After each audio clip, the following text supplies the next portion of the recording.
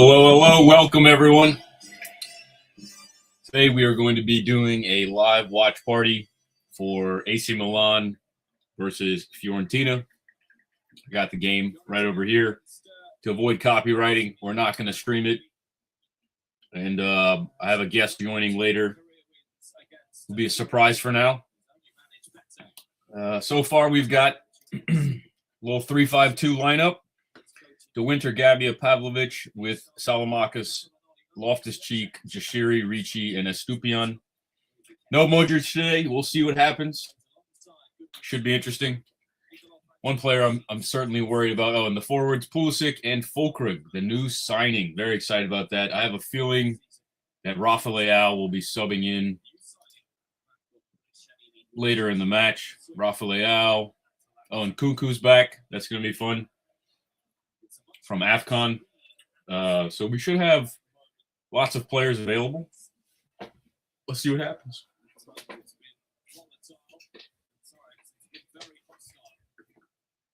Fiorentina, with the 7 points they've managed in their last 4 Serie A matches, have given themselves a chance to get themselves out of the relegation zone, possibly even.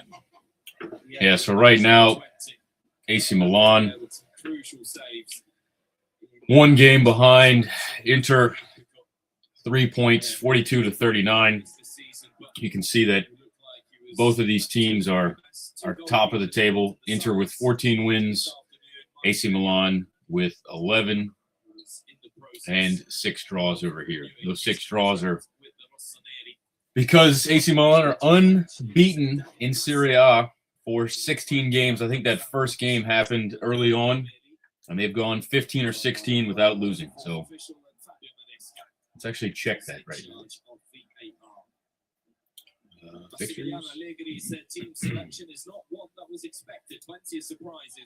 There you go. That was it. So 1, 2, 3, 4, 5, 6, 7, 8, 9. All right. 9 games. I thought it was more than that. I don't know why.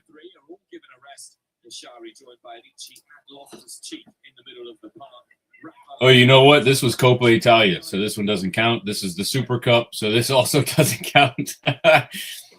So if you look over here, Serie A specifically are the games that they have not lost in. We got one watch. Someone watching along on YouTube. What's up?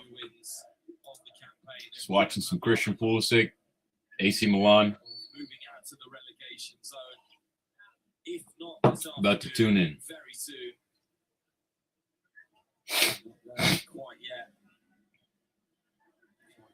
Looking to go 3 games unbeaten for the first time this season.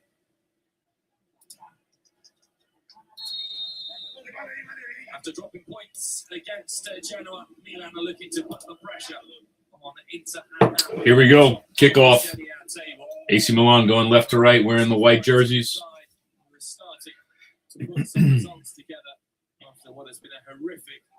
Now, it's always interesting for me is to see how teams set up with a 3-man back line. See if we can bring it back here.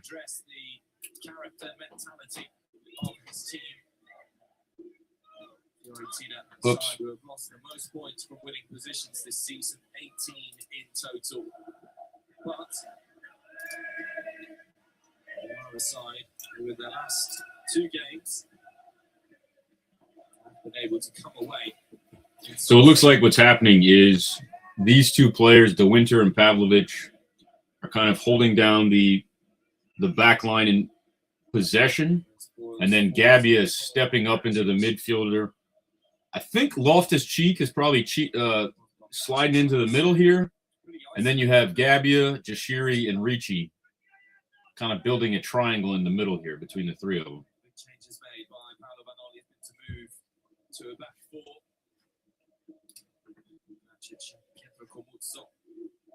Got somebody on Facebook tuning in. Just a very chill watch party.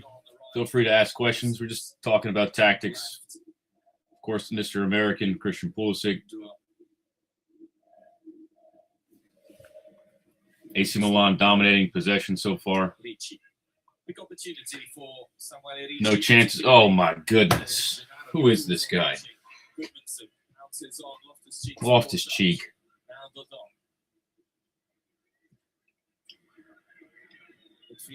Just made a bit of a misstep on his pass. Just completely whiffed. Fiorentina in possession. Looks like they're doing a classic back four. Outside backs are stepping high. Center backs are maintaining possession here. Looks like they're almost stepping into a 2-4-4 or something like that. Oh, they have Dodo. This guy, Brazilian. This is a scary team. They got a lot of pieces here. You know, you have De Gea, you have Moise Kean, you have Dodo. Fagioli is also, from what I've heard, a really good player. Let's take a look at him. 24-year-old Italian, young Italian. I feel like he's gotten some first-team minutes on the Italian national team. Fiorentina with the first shot. Not bad. Oh, and Gozens. Gosh, this dude, what a threat. German? 31, yeah. Definitely been to some international tournaments. I feel like the World Cup, the Euro Cup. I mean, he's always a top-level player. Definitely someone not to take lightly.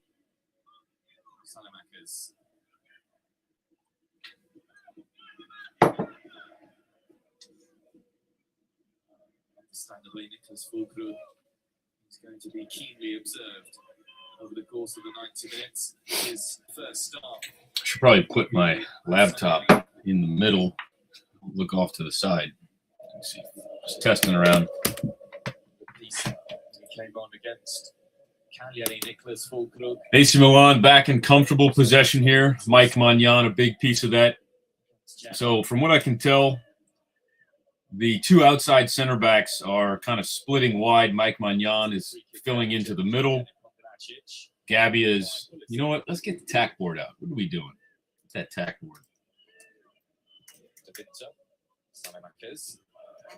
What a ball. Go on, lad. Foul. All right. All right.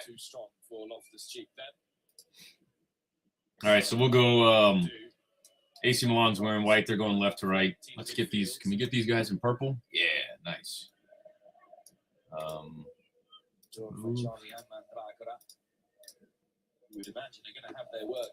We do shift. Who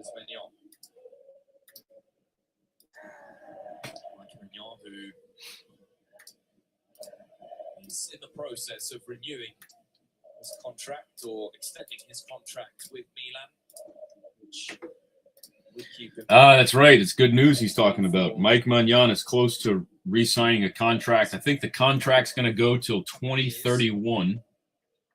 So that's really awesome for AC Milan. I think he's definitely taken a pay cut as far as the quality of goalie that he is. But, you know, he's definitely loved here. What a save. Great job, Mike. Well done, Mike. Oh, so good. Definitely a slow start for Milan.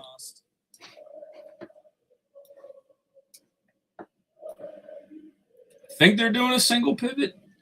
Gotta take a look at that. And just for those who don't know, I was actually talking about this with our guest. The numbers. It's crazy how in America we're so far behind on these number systems. Just to kind of go through it, 2 and the 3 are your outside left and right back. 2 is the right back, 3 is the left back. Now this kind of changes depending on where you are in the world. You've got your 4 and the 5 are your 2 center backs. AC Milan on the break. Ooh. Those are your 2 center backs. You've got the 6, which is the CDM, center defensive mid, usually the holding mid. Sometimes teams will play a double pivot, and they're really both 6s at that point, both a 6/8. But for now, just to keep things easy, we'll keep it as a single pivot. 8 is your box-to-box midfielder. He's the one that's kind of balancing the 6 and the 10. So you have your defensive mid, you have your attacking mid, and then this guy is supposed to make that triangle. So if the 10 makes a run over here, the 8 is supposed to balance this way. If the 6 makes a run up here, he's supposed to balance this way. So the 8 really is like your do-it-all midfielder.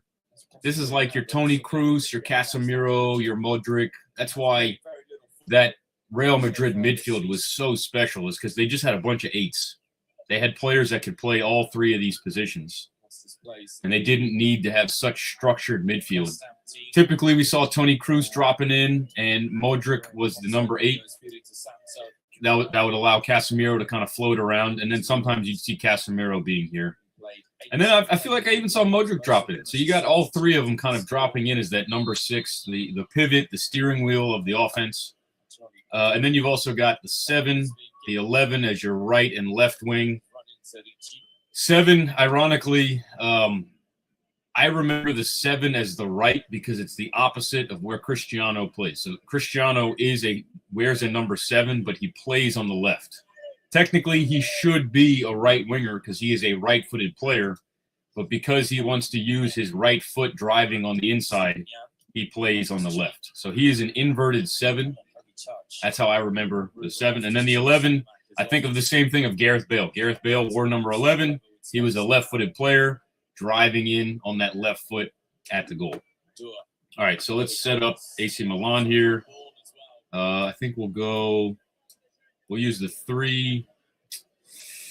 This is where it gets a little confusing because it's a 3-man back line. So we'll go 4-5 like this.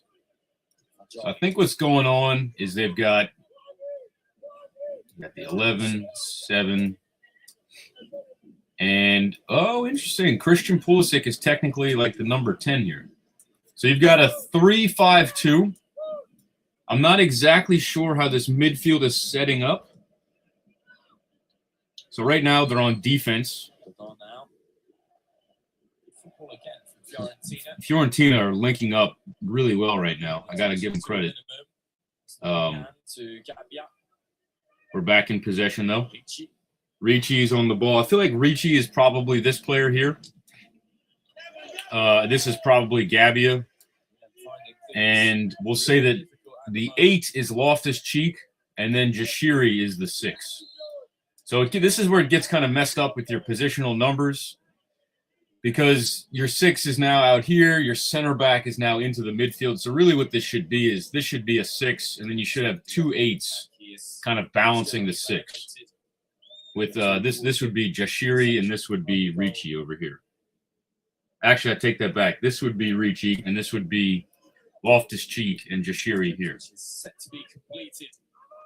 We've got Fulkrug up at the front, and then we've got Christian Pulisic. Pulisic's acting like a center attacking mid. Fulkrug's kind of as your number 9. But the two of them are supposed to eventually get into a front line of 2. And now we're just going to sit back and enjoy the show. Dodo, doing a good job.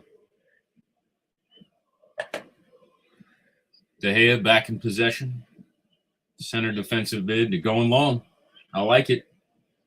Sometimes you got to go long. Defending by Pavlovic. Was criticized Pavlovic last week should have done a better job at the very end of the game. Had an opportunity to put the ball in the box and just decided to take some extra touches. Lost it. Game over. Sportsmanlike behavior. Should be punished with a yellow card. Mike Magnan in possession. Building out with a back 3 here. Ricci is definitely our center mid dropping in. We are just not doing well trying to get this ball forward. Fiorentina. Oh, no. Good defense, lad. Go Winter. Well done. One thing I always criticize these younger players for is not being able to make a tackle with, Pulisic. Ooh. Just a great play.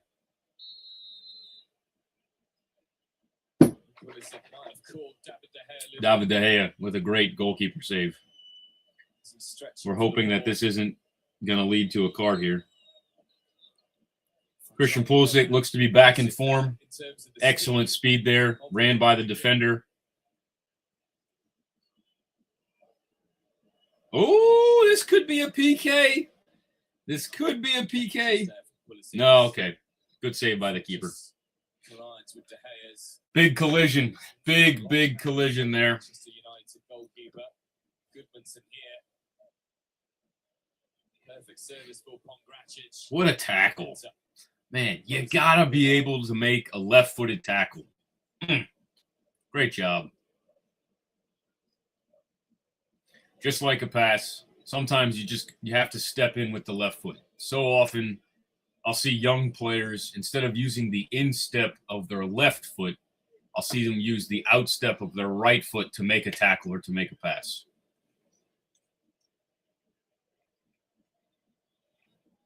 Feels more like a painful knock than anything serious here for De Gea. Let's have a look at it again. Pulisic's front studs kind of just scraped De Gea's ankle. If you get De Gea out here, it's going to be big. Substitute goalkeeper is warming up.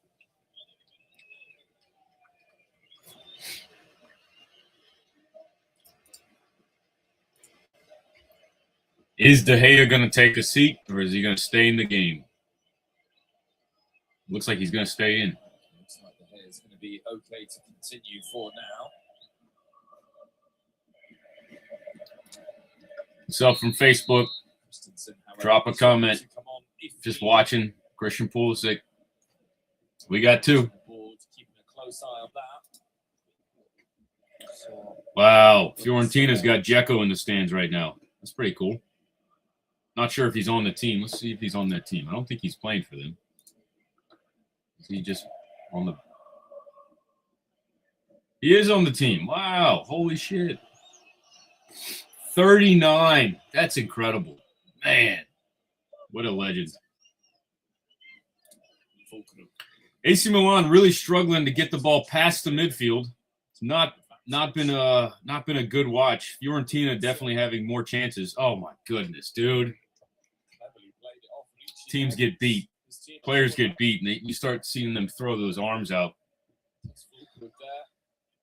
It's just an easy call for a referee when you extend your arm like that.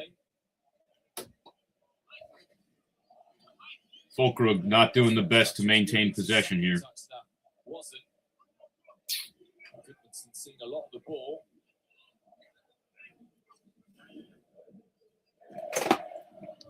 Comes the corner. Put it away by Loftus-Cheek. Pulisic takes it away from the dot. Not really a shining spot here for AC Milan. You can definitely see that we miss Modric here. Modric is just the orchestrator, the maestro. Just don't have it. We don't have anyone that can do that with the ball right now. Struggling to stay in possession. Easy turnovers. It's rough. It's rough, man. You got to clean up those chairs back there.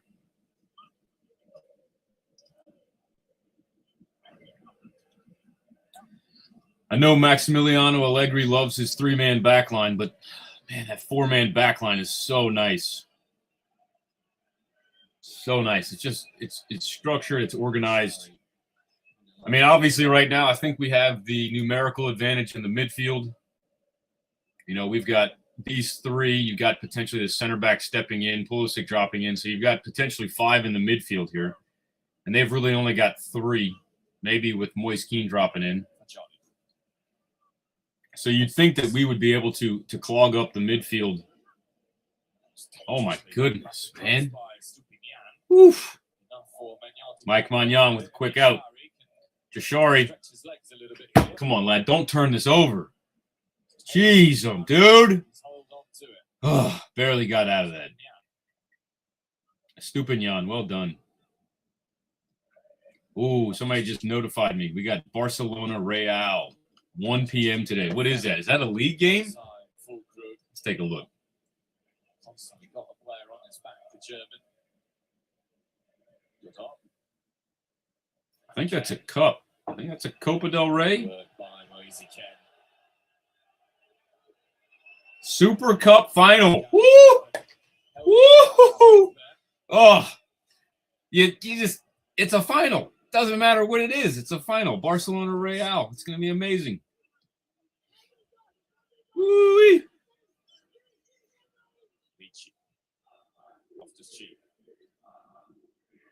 Now we've got some high possession here. AC Milan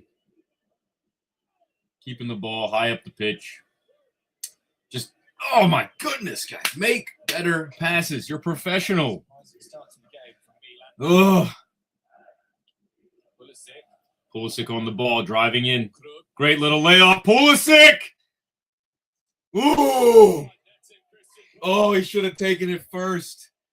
Dang, that was a sick play. Oh, gosh, right there. Have it. Boom. Dude. Oh. Gosh, that was excellent by Pulisic and Fulkrug. Let's draw it up. Boom. Golly, man.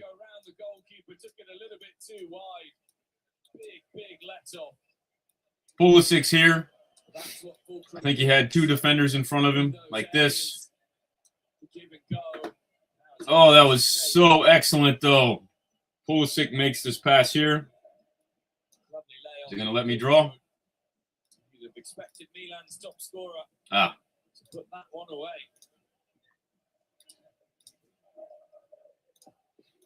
What's going on? Okay, there it is. Great. Pulisic plays the ball in here. Makes his run around. Fulkrug lays the ball back to him. Here. Pulisic splits the defenders. Oh, my goodness. Oh, you got to hit. You got to just trust yourself on that. Pulisic then takes a touch forward. Right here. Goalkeeper steps out to meet him. And Pulisic tries to take a touch around him this way. And unfortunately, the touch got out to about here, and his shot went side net. But it looks like Pulisic and Fulkrug are finding some chemistry, finding some understanding. Fulkrug's going to just sit back, hold up a center back, allow Pulisic to run in behind him, playing back to goal. This is pretty good. It's pretty good stuff here. This is incredible play. I wish I could bend this run. This player here was probably a little tighter. Pulisic was able to bend that run right around him. It wasn't so angled. Let's see if I can make an angled run here. That was fantastic. Wow. Wow. There we go.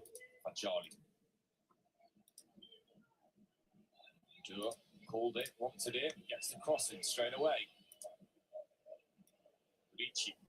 Oh, interesting. That's a dribble. Got it.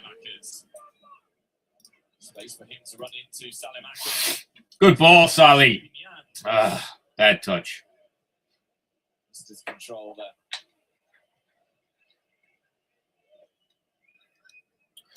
If we don't get our special guest by halftime, I think I'm going to just turn the stream off and enjoy it. I'm not the best adding commentary during the game. There's moments where I'm enjoying it. I'm watching, Guess I could share what I'm thinking, what I'm seeing. Just been a while since I've done live commentary. Actually, last night was pretty cool. I can share about that. I had an interview about the trademark case with Nike with a really cool page. Ironically, this was the page that first tipped me off to Nike bringing back Total 90. He's a Brazilian. He's a really big. Oh, come on! Come on, lad. You got to put that in the back of the net. Pulisic, 0 for 2 right now on one-on-one with the keeper. Tell you what, though, he's getting in. He's getting chances. It's good to see. They're starting to figure it out. So this guy, he's like a Nike kind of representative. Dude, what? Oh, Pulisic. Dog, get underneath it. So he just wanted to get some of the facts straight, get my side of the story, kind of learn about me, learn about fantasy soccer. Really cool guy. He's Brazilian, so a lot of his page is in Portuguese, and his page popped up on a buddy of mine who lives in Brazil, and that buddy sent me the video, and it was like, oh, and they were basically just reintroducing their first shoe that came out March 1st. Oh man, De Gea. You know what? Credit to De Gea. I forget who's back there. He's doing a great job. Are we shocked another Manchester United player is having success outside of Manchester United? Yikes. David De Gea. Man. I used to really like him on United. I've seen him make some elite saves, keeping Manchester in the game. Oh, well done, Gabia. Just great technique on the header. Got up vertical, whipped his head down. Excellent, excellent technique. David De Gea, though, just hard to beat him. A huge chance for Milan to break the deadlock. David De Gea is not happy. Oh, man, that's funny. A slow start to the game, but twice now. AC Milan, 3 opportunities, 3 shots on goal. I like what I'm seeing. Providers of the assists. Uh-oh. Pulisic should have taken.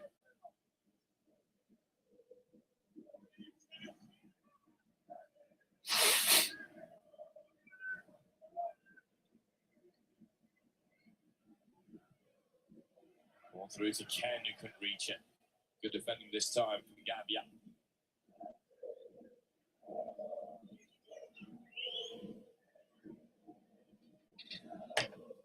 Tussle between both men. Ah, soft. Get up.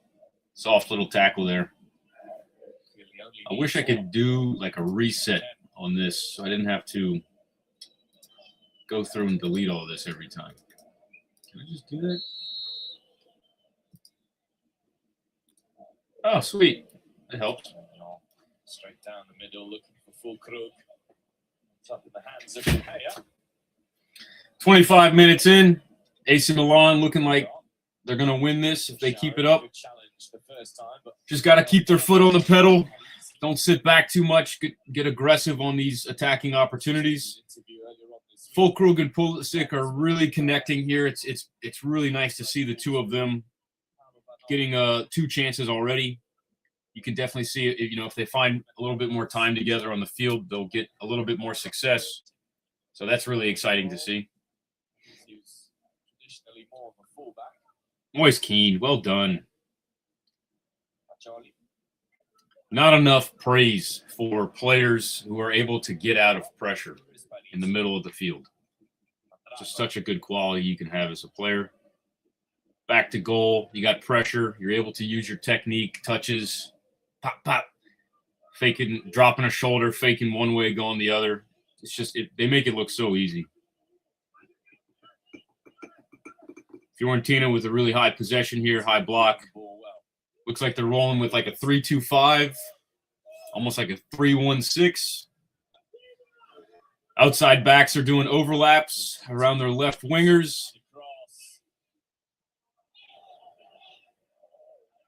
Stupinian.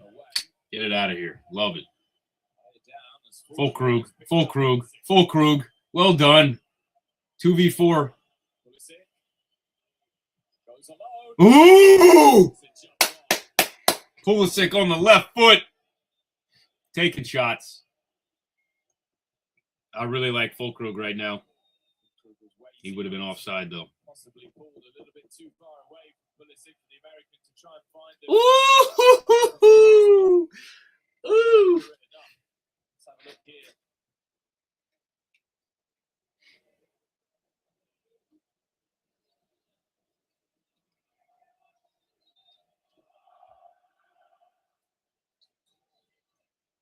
Got an injury. Player down. I have a feeling he'll be fine. Stupinian is turning. He steps on the foot of Fabiano Parisi.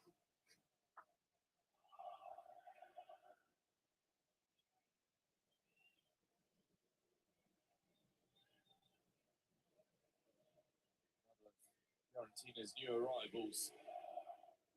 The January transfer window warming up there. Solomon. Not taking his chances so far. So Real Madrid versus Barcelona today will be in Saudi Arabia. That's wild. What?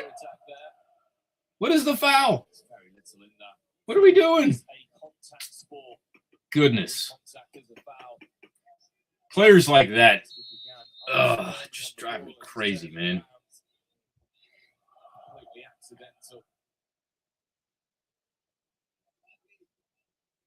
A little bit of contact is allowed in soccer. You can have contact, shoulder to shoulder, hip to hip. Sometimes an occasional foot to foot happens, shin to foot. It's going to happen. Not all of it is a foul. Here we go. AC Milan, high possession. Can't tell. Where is Gabbia here? All right, so De Winter is now going wide. Jashiri looks like he's dropping in. Dude, trust your teammate. Just play him. Oh, gosh. These guys are professionals. Who is this guy? Oh. Yeah. Come on, guys.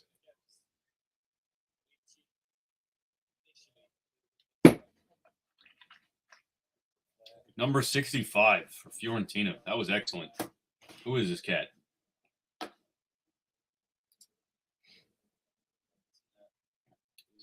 $65. How do you say this guy's name? Parisi? Parisi. Gotta be Italian. Yep. Go figure. So far, it looks like these two players. Iceland. All right. Gudmundsson. Pongracic. Croatia. Okay. Pulisic should easily be in a 7. You can see he's had one shot here, one shot wide, the shot off to the side. This one for me is on target. If you hit the side net of the goal, that's on target. I'm sorry. I'm going to make that controversial statement there. Whew. If you hit any part of the goal, to me, that should be on target. I guess the argument is if it doesn't go in the goal, is it on target? I get that. But if you hit the goal, that's the target. Hit the goal. Here we go. Counter. Loftus Cheek. Come on, dude. Quickly.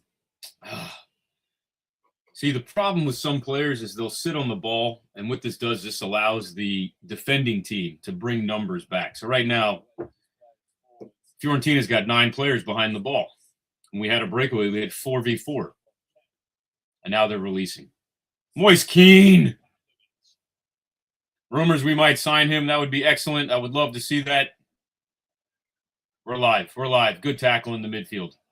Don't turn this over. Bring on Leao, man. What are we doing? Bring on Leao.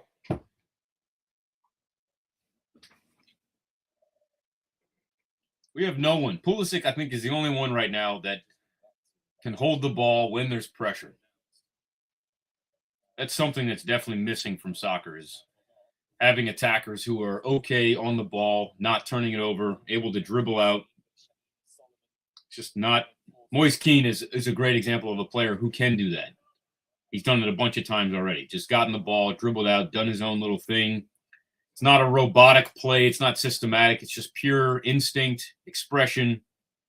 Ooh, Moise Kean getting a yellow. Yelling at the ref.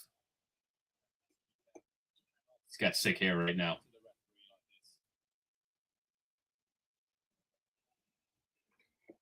We got to get this guy at AC Milan. Moise Kean, right here. 25. He's still so young. Yeah, you got to control your emotions, bud. It's a contact sport.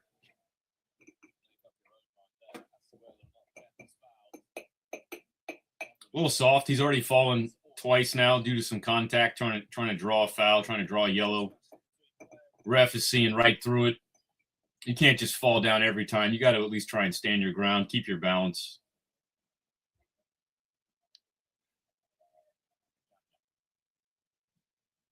Going direct. Not a good ball. Woof. We need a better center back. Someone who can play long balls into feet. Fiorentina. See, this is why playing a back threes is really difficult because it leaves your outside. There's spaces out here. Out here, there's lots of spaces. So if this player presses high, you can squeeze this guy in, and he's got no one. What winds up happening is you have to stretch this player out wide, and now you've got space in here. You're hoping that this guy drops in or he slides over, and then he drops in. Now you have a back four, but if you don't have that communication, you just leave gaps all over the field with this back three. I mean, this back three just gives them that space out there. Ugh, it's tough, especially if this player's not coming back. Something else you can hope for is he steps two, allows him to come back, rotate around the ball, and then he's able to drop back in. But you've got other players that are making runs into the box. So if he gets beat and you're able to get into the space, he steps forward. Now you've got this incredible lane. So it requires him to step over. There goes another lane. He steps over. If you've got someone on the backside, this player is able to make a cross. Let's get that cross going. You can get someone to get the ball way out here like that. Boom, he's in. I mean, that's ideal. That's what you're hoping for, at least. Just got to be careful.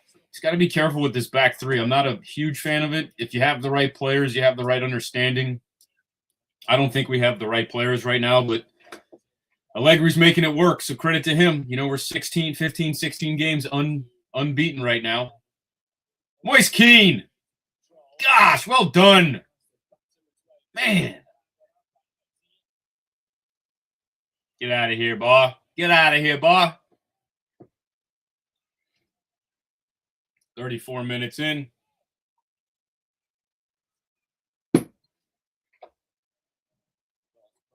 Blocked the cross. Header away. Dodo returning the header. And now Fiorentina are just going to reset possession high up the field. Going in. Ooh, Moise Kean.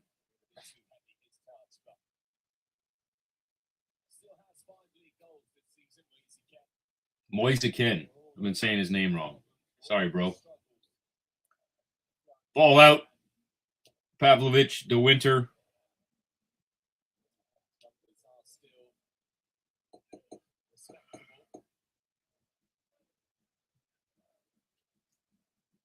I will say with this three-man, I do like that we have just a target man up front, and now we've got six players. Looks like six. Yes, six players kind of making runs off of this player here. We've got two super wide. These guys have been doing a good job staying high and wide, but now we've got no help back here. Fulkrug, well done.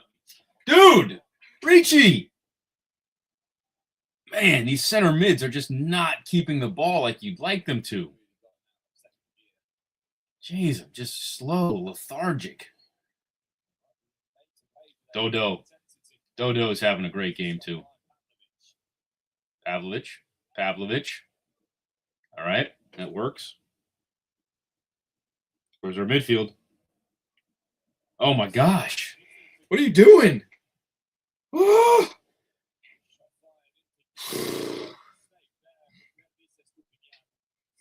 Salamakis. Ugh. Good stuff, dude. Driving through the midfield. Ooh. Who's that? Jashari. Pavlovic in on the attack. High up into the box. Ooh. Off his cheek on the end of that cross. Just missed the goal.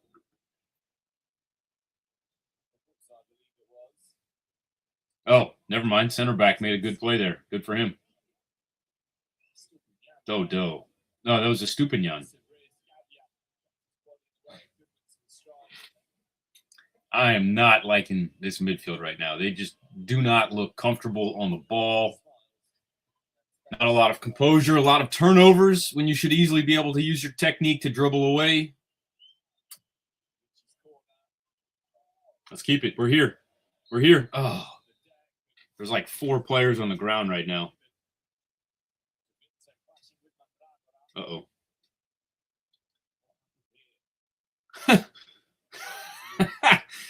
Oh, that's funny.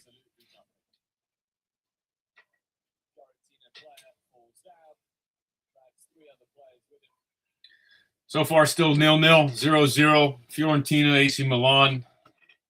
Milan have definitely had better opportunities. Fiorentina, I've felt, have had better build-up. Really, all we've got right now is Fulkrug and Pulisic kind of linking up. Fulkrug playing a lot of back-to-goal. Pulisic making runs in off of him, getting in. He's had 2 1v1 opportunities. He should have scored at least one of them. But it's good to see that those two are linking up. I think this might be the first time these two are playing together. So it was really good to see. Oh, love it. It's good technique.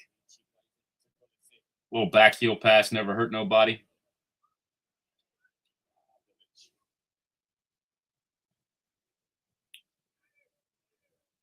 Good press from Fiorentina. AC Milan are able to play out the press. Good job. Good job, lads.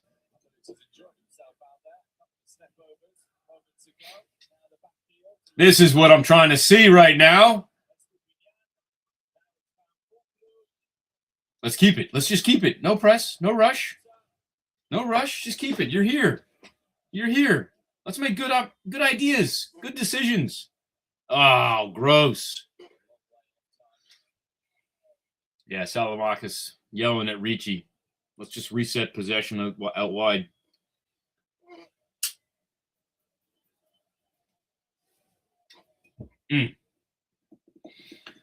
So far, good game. Good tactical battle here.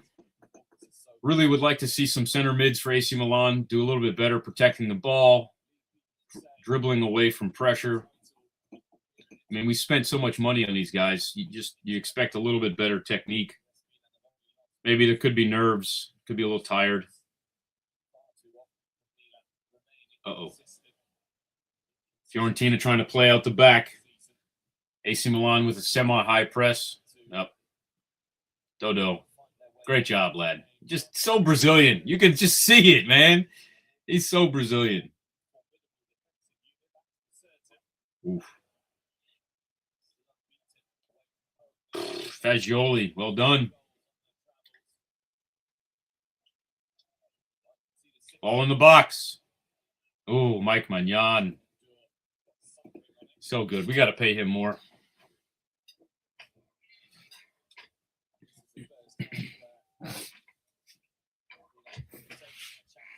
That could have been bad. That could have been bad. Woo.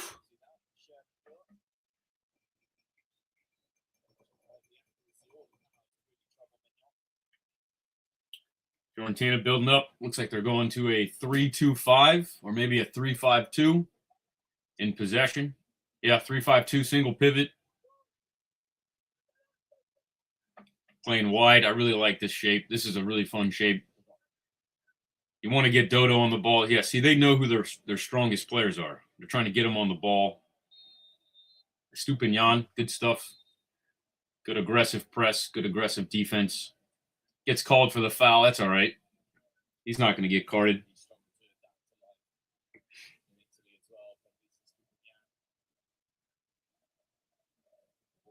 Little shirt pull. That's okay. I'm all right with that. As long as you're not grabbing and pulling, and it's just like kind of a tight grab. I don't think most refs will call that as a yellow. They'll just call the foul and give the penalty kick to the other team. Big free kick here. It's going into the box. Mike Magnan. Stay alert. What a ball. Sheesh. Mike Magnan punches it away. Fiorentina puts it back into the box. Oh, scissor kick. Love that you just tried it. Just try it. Ball's dropping from the sky. Go for it. Why not?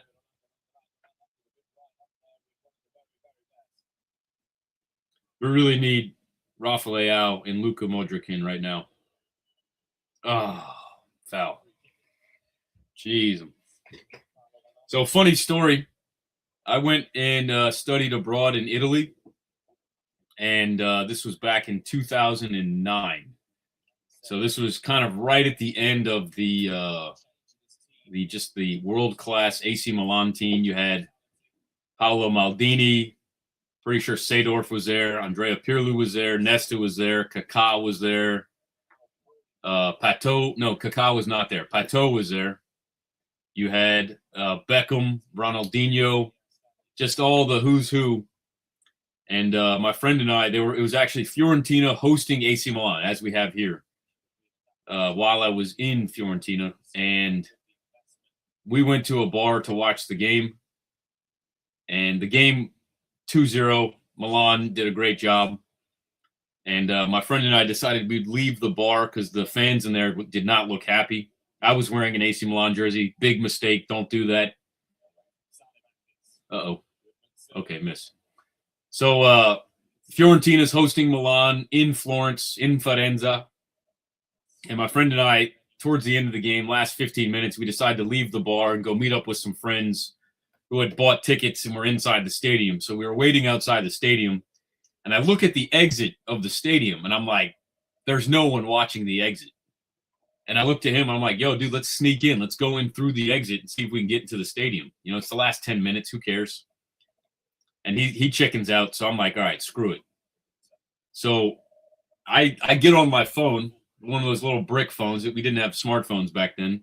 So I get on my little brick phone, and I act like I'm texting and just walk in, inconspicuous. No one says anything. I turn around. I wave my friend through. He says nope. So I head in and made it all the way in. And in the stadium, I'll see if no, I don't want to pull it up. So in the stadiums, they usually have tiers of seating. You have like tier 1, tier 2, tier 3. And then right above tier 1, in between tier 1, tier 2, there's like a ring that you can kind of walk around the whole stadium. So I was able to get in and stand on that ring that was right above tier 1. And I got to see Beckham and Ronaldinho. Unfortunately, Ronaldinho was on the bench, but got to see Pato, got to see Maldini just for those last like 5 minutes. It was actually Paolo's last game for AC Milan. So that was a really cool moment to be able to walk into the stadium and see Paolo last game for AC Milan in AC Milan jersey. Really cool experience, but sometimes you just got to take risks, you know? Just got to take a risk here and there. Really cool. I'll never forget that. And some more stories from that day. I wear an AC Milan jersey. My buddy's wearing a Fiorentina jersey. We go to a bar. Everyone's wearing purple except for me. Lucky for me, I was wearing a jacket, a zip-up jacket. And so all you could see is just the middle of my jersey, which at the time, the red and the black, you could kind of see it. So the first goal gets scored by Pato, and I clap. I go like this, and the whole place turns around and looks at me. And I'm like, oh shit. And they kind of give me this look, and I'm like, sorry, I'll be quiet. I won't say anything. And then I kind of nod, okay. And then the AC Milan scores a second goal. And at this point, I don't do anything. I know exactly what I'm supposed to do. So I get this look again. Second goal. I don't say anything. I get this look of like just absolute anger, and they're pissed off. And so I leave. I'm getting nervous. So I leave. I go outside. I take my jersey off, and then I come back in and show them that I'm not wearing the colors anymore. And they kind of give me the nod of approval and allow me to stay in the bar. But it was just this idea that how dare I wear the other colors in the local town's bar and then cheer them on in that bar. I mean, that was just something I'll learn for the rest of my life there.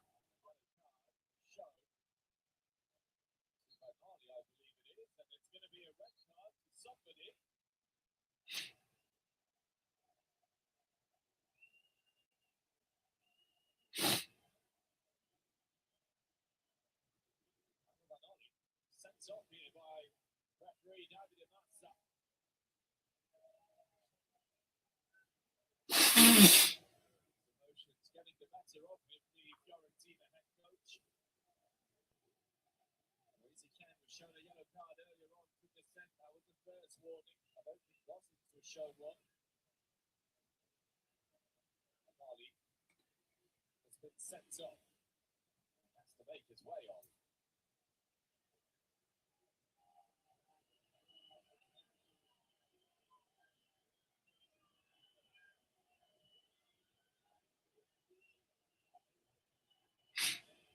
All right. Looks like my buddy will be joining us here. Sideline to the corner to make your way out. That's waiting for Banali. He's left the pitch.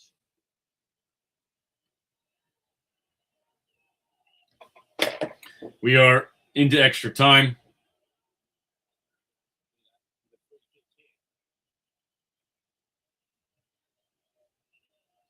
Free kick about 50 yards away. Decent ball. Push in the back.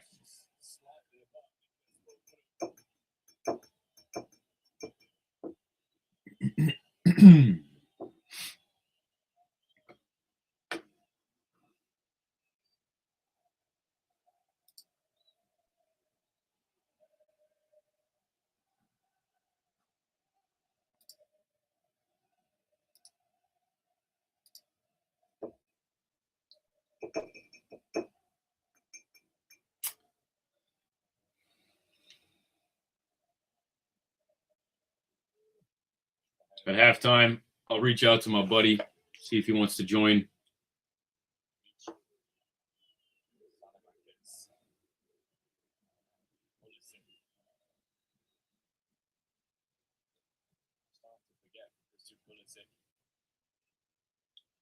What he's attempted to come off the American.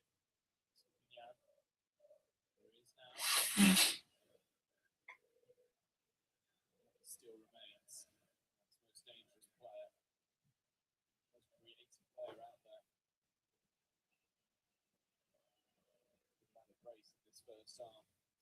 Pulisic had he been a little bit more accurate with his finishing. We are at minute 49.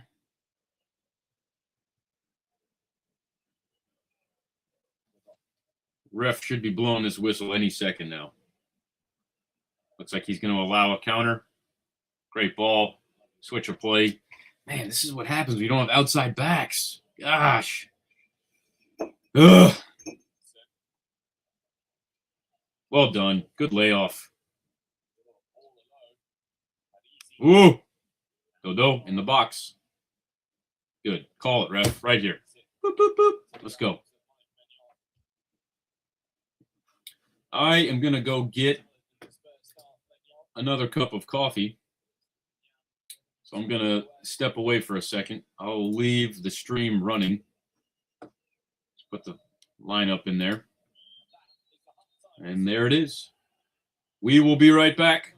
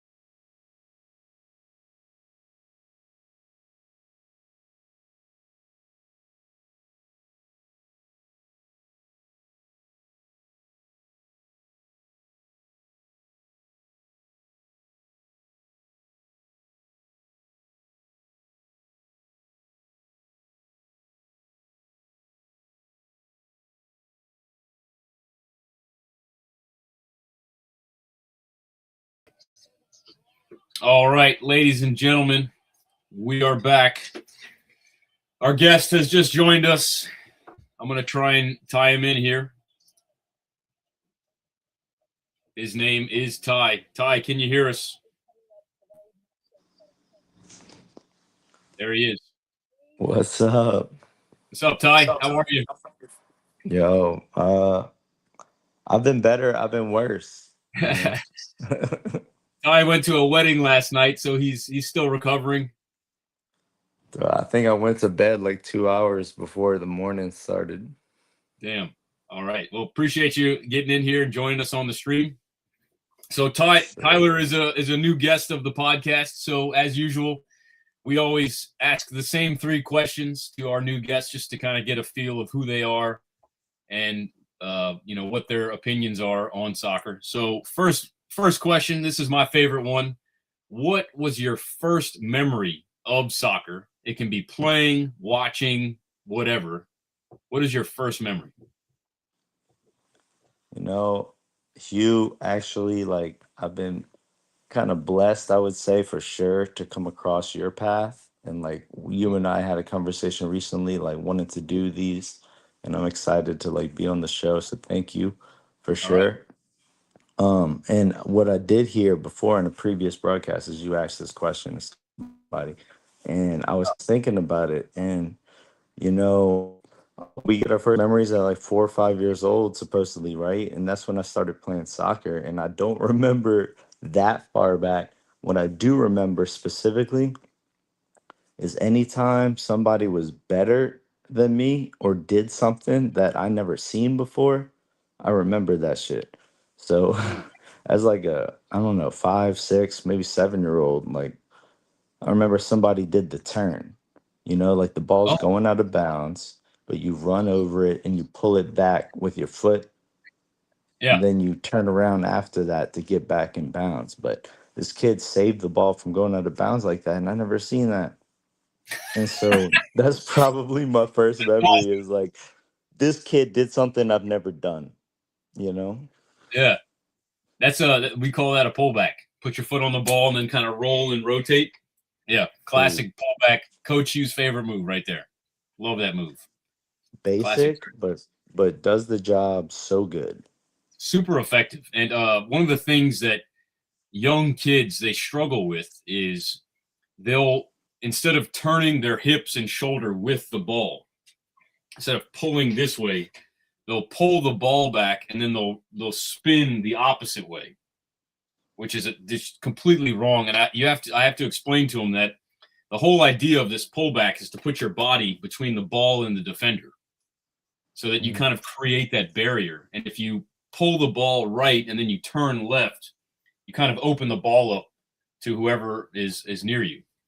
So anyway, love that memory. Second question, which you probably already know, and that is, who is your favorite team? Oh shit. The easy answer is Barcelona. I've just always loved Barcelona since Lionel Messi. Since I was a kid, I would watch him, and I'm like, this man's doing things no one's ever done, and it's not even close. Like this guy, just the way he would dribble and just slice apart defenses. I mean, I've always liked Barcelona because of Messi, but I'm not super attached to any team. I just like watching players. My favorite players, I like watching them, but hopefully I'll watch more soccer with you, like We as did. much as it's been my favorite sport forever. Like since I was 4 or 5 years old, I was playing soccer and football, my favorite. I would like to watch more, but so So I yeah, watch so Inter Miami. They went just won, right? yeah, I'm not I don't know if you're familiar with this. Typically on the podcast, I am a huge MLS hater. I mean, at least once every 4 or 5 episodes, I just get to just vent my frustration for the MLS. So, who is Inter Miami? No, I'm kidding. Shit, they I owed just Apple TV. They owed some Apple TV or something. yeah, Messi. So I broke down that deal. Messi's contract for that deal. So not only did he get paid, but he also got a cut of all of the Apple TV subscriptions and he got a cut of all of the Adidas jersey sales. That dude got somewhere around like 150 mil, probably more. It's probably more now. I mean, that's incredible. Both he and Ronaldo deserve a ton of credit for just making lucrative deals right now at the end of their career, because Ronaldo's out there making 100, 200 million a year just playing in Saudi Arabia. That's just that's disgusting. Yeah, he discovers oil and gas every time he hits a goal, dude. He's making crazy money out there. Yeah, I don't know if you saw the rumor. He says that he wants to buy Manchester United. He wants to be the owner, which would be an amazing feat if he can pull that off. I don't see him being a coach like most soccer players at the end of their career. I can totally see him pulling like a Beckham and like going and owning a team. So that would be cool. I could see ownership more than coaching. Yeah. I don't know. It'd be really interesting. Maybe of like what the players all think about him. I mean, everybody, of course, knows he's like one of the GOATs, like not even close. Like respect. But like for him to be a coach, I don't know if players see him like that. No, I don't know. We did have kind of a glimpse of that during the Euro that Portugal won. So he got injured within like the first 20, 30 minutes. And instead of sitting on the sideline and just kind of like nursing his injury, he got up on the touchline next to the head coach. And he was, barking and like cheering the players on. And it was like you got a glimpse into what it would have been like had he, or, if he wanted to be a coach. So, I mean, if he wanted to, I think he would do a good job. I mean, obviously the players would instantly respect him, kind of like we saw with Zidane over at Real Madrid. You get a player like that coming in and coaching, and there's just instant respect. Anything he says, you're like on the edge of your seat. Like, tell me more. You've done it. You've won the World Cup. You've won the Champions Leagues. So I think he would instantly get that respect from the players. The next thing would be, can he coach a team? Can he read the play? Can he tactically adjust as the game is going on? That's a whole different conversation and level of experience. I just don't think you have as a player right after retirement. So, that would be another conversation for him. But it's actually question. Can I ask you a question? Yeah, sure. Go ahead. What active players do you think would make great coaches in the future? For me, it's typically your midfielders, the ones that have to do all phases of the ball, attacking, defending. They're starting a possession or they're breaking down the other team's attack. Players who just see all of it.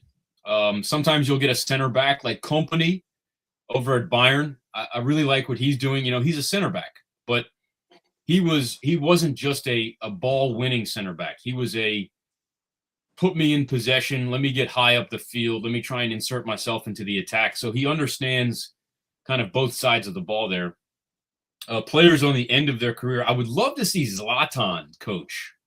I think he would be a decent enough coach. I know he doesn't want to do that. I know he likes to be more on like the administrative sporting director side, but I think he would be a good coach.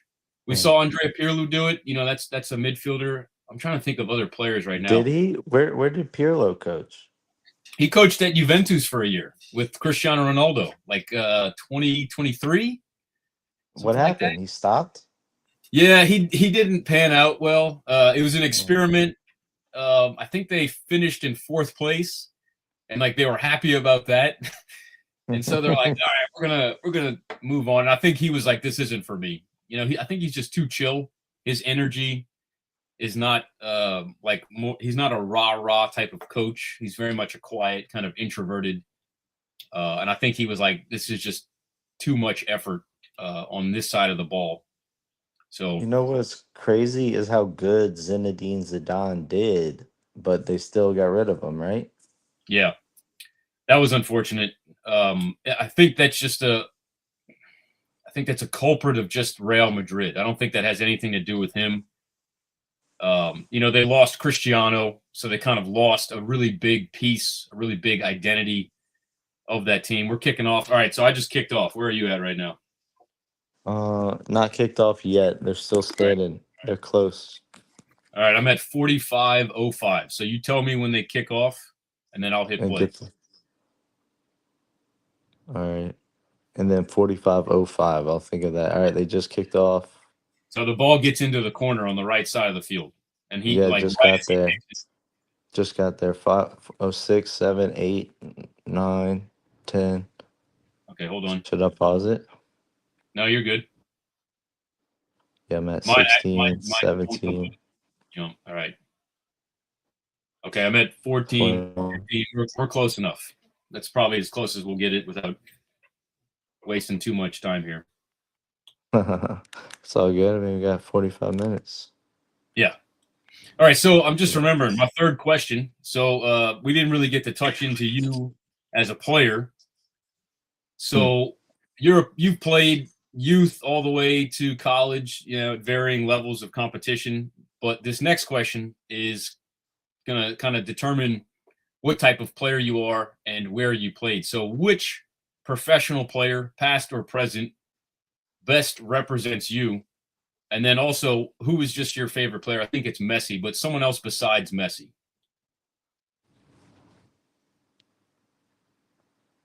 Shit. Favorite player? I mean, I love watching Pulisic do his thing, Nice. Favorite player?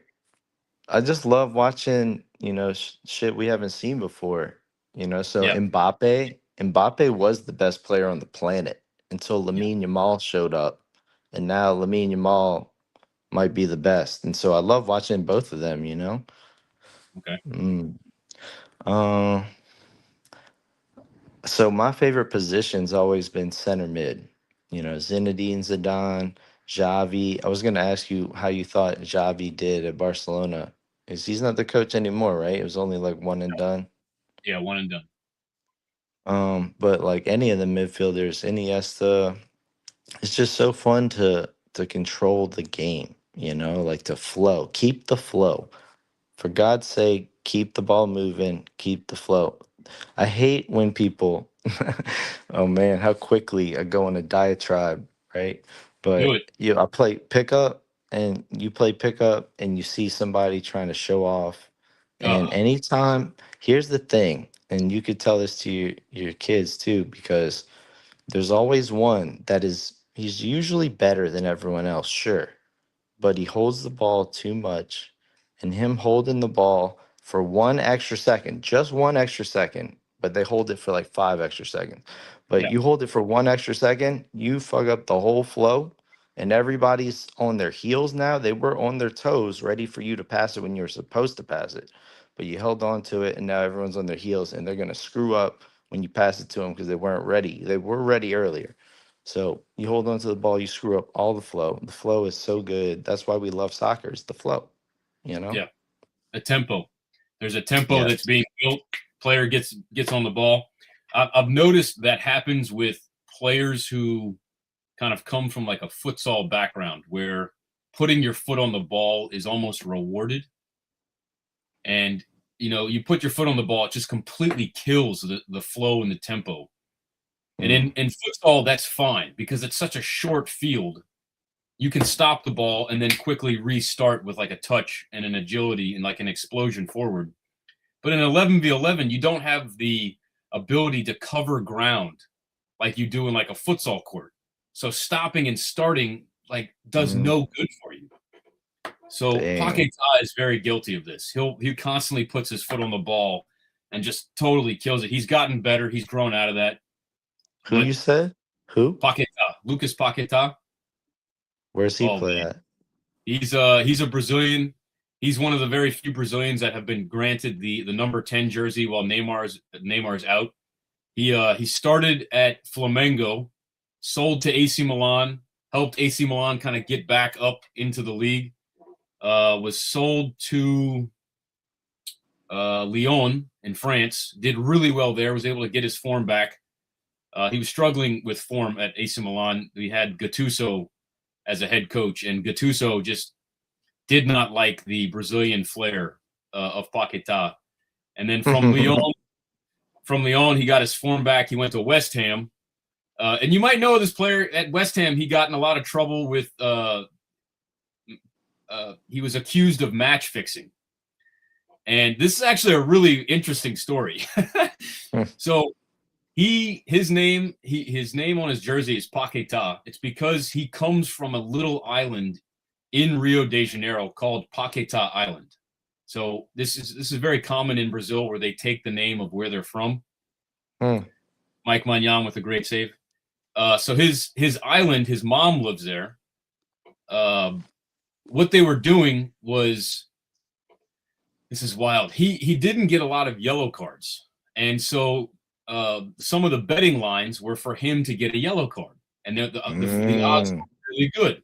And it just so happened that an insane number of people from Paquetá Island were betting for him to get a yellow card, and he would get a yellow card. So this happens a couple of times, and these betting companies are like, all right, what the fuck is going on? We're losing all of this money. They file an investigation against them. So Give it a shot. What minute are you on? 51:09. Okay. I just saw the shot. I'm at 50. Should you go to live and try pausing again? I can't pause it. Yeah, I can pause and move 10 seconds forward and backwards. So let me try to go 10 seconds. I'm at 51:37, 38, 39, 40, 41. You're 10 seconds ahead of me. All right, let me try and go backwards. All right, 25, 26, 27, 28. Now I'm 10 seconds ahead of you. Okay. I'm trying to get You there. go back forward, pause it, and then unpause it. All right, I'm going to pause it. The problem is it jumps to live sometimes. All right, so start counting out your seconds. All right, well, it's doing a replay right now, so I can't. But when it does, go back. All right, 59, 60, 1, 2, 3, Boom. 4. See, it jumped to live when I paused and unpaused. So I'm at 20. Hey, I'm disciplined about not ruining it. I know other people suck at that shit, but I'm really good at not ruining shit. I think we're good. I think I'm like 3 seconds behind you now. I'm at 11, 12, 13. 7 seconds. Okay, that's fine. Okay. Yeah, so Paquetá, this investigation's going on, and he destroys his cell phone. So all of the communications between him and whoever he was talking to disappear. And of course, the people he's talking to, they're not going to come forward and be like, here's my phone. Come take a look. So the investigation starts to unfold, and it's like this huge scandal. And you're looking at this and you're like, man, this seems like he's going to be guilty. But what they couldn't prove was that there was a communication between Paquetá and the people of Paquetá Island. The story that eventually came forward was that Paquetá was very close with his mom. And they would talk every day, before the game, after the game, in the morning, or whatever. And the story that she said on the stand was that she could tell, based on the conversation of Paquetá, if he was upset, if he was angry, if he was having a good day, if he was having a bad day, and that she would be able to tell if he was going to have like an aggressive game. And so she would get her plug. She was the plug for the whole island. Basically. So what would happen is she'd go and get her hair done, and she'd talk about, oh, my son's really upset today. And word would spread. This is the story. Word would spread on the island. Oh, Paquetá is going to have a really aggressive game. Today's the day that you should bet that he gets a yellow. And so they were able to kind of spin this story in a way that he wasn't saying, hey, I'm going to go get a yellow. It was just, I'm really angry today. I'm going to go, whatever. So his mom would then go and tell, and that's why everyone on the island would know about it, because it's a small island and people would talk and blah, blah, blah. So he wound up being innocent. He wound up being totally innocent, which is crazy. So he was on his way to Man City when all of this was happening. It was going to be like an $80 million move. And then this lawsuit popped up, and immediately Man City was like, Nah, we're good. Let's see what happens. So 2 years goes by, and this just happened like 3 months ago, or maybe 6 months ago. The FA, the Football Association, they're like, all right, shit, he's innocent. Let him keep. If he was guilty, they were going to ban him for life. They're going to be like, you're done. Get out of here. Damn. So he's now clear of all of his charges. Brazil is still kind of they're still kind of upset about it. Ooh, nice job. So they good haven't attacking by Fiorentina. Dude, they've been this guy right here, this little blonde haired dude. He's a Brazilian outside back. I fucking love this guy. His name's Dodo. I was gonna guess he was Brazilian because of his hair. Yeah, it's funny you say that. So the club that I sponsor in Rio de Janeiro, let's see if I can get to them quickly. They just won a tournament. Oh, nice. And they're wearing my jerseys. And of course, yeah. the whole team's got not the whole team, but a lot of them. Blonde hair, blonde hair, blonde hair. Blonde hair, blonde hair, blonde hair. So they all got the dyed hair right here. But let's see if I can find a better photo. So yeah, so they just won. And if you look on the front there, it's got our logo, Total 90. So super proud about that. These guys love seeing that happen. There they are. Oh no, that's another team. But anyway. Yeah, so Paquetá, he might get back on the field for the World Cup. We'll see. Brazil's been pretty upset about it that he got accused of this. So because he's innocent, he's making the case that, hey dude, like I'm not guilty. Let me play back on Brazil's team again.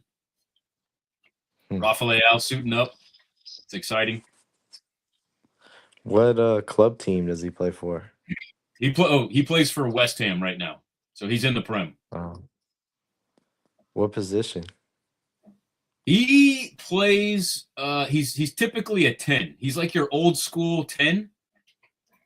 He is so fucking creative on the ball.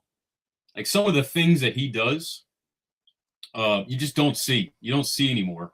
He's like your old school James, like Mesut Ozil, like those old school number 10s that were just given that freedom to float.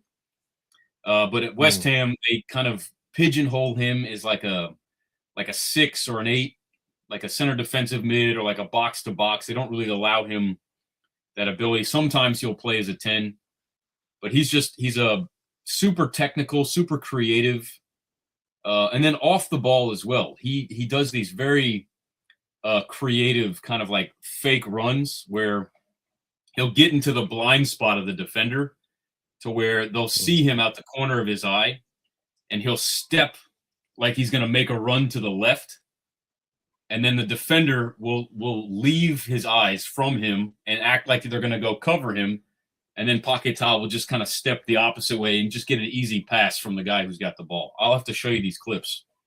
It's just such a simple. Like, I try and do that. Oh, dude! When I play, I try and do that. It hasn't actually worked yet for me, but I try and like run routes. Like a wide receiver in football. Sure. You try and do a double move and get your guy to go the wrong way. That's fun. That's good. Have you ever played basketball? A little bit. Yeah, a little bit. If I said a backdoor cut, you know what that means? Oh yeah.